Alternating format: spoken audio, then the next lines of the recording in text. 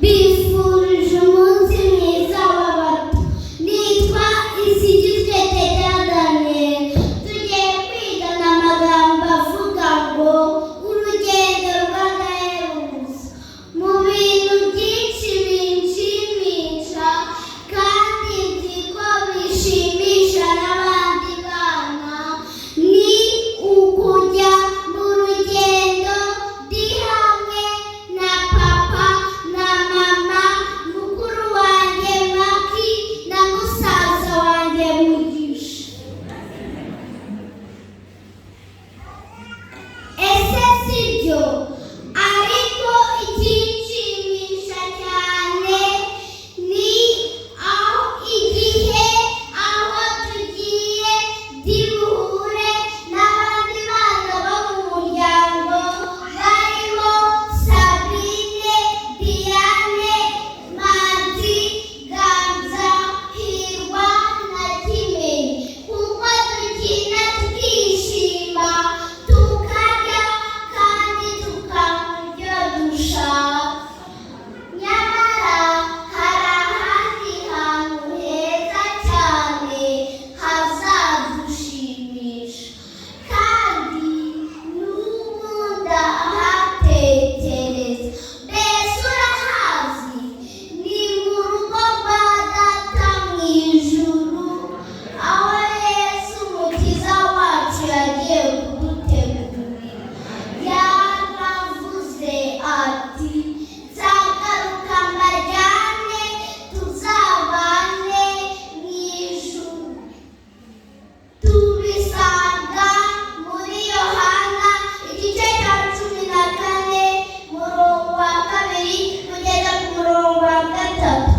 Kandi ntabwo tuzijyana, yagiye kudutegurira, kandi azagaruka atujyane maze tuzabane nawe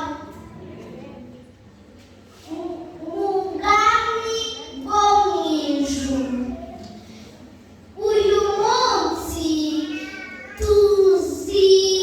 tuzirikane urugendo rw'agahebuzo hamwe na Yesu, kandi twitegure nagaruka azatujyane tuzabane nawe. Tuzarya ku mbuto ziryoshye z'igiti cy'ubugingo,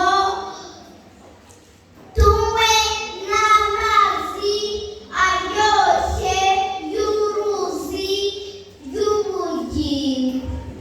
Tuzabona ibyiza byinshi, kandi nta rupfu ruzabayo iteka ryose.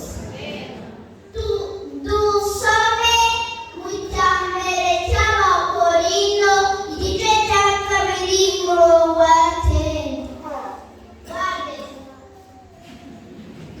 aravuga ngo ariko nk'uko byanditswe ngo iby'ijisho ritigeze kureba n'iby'ugutwi kutigeze kumva ibitigeze kwinjira mu mutima w'umuntu, ibyo byose Imana yabiteguriye abayikunda.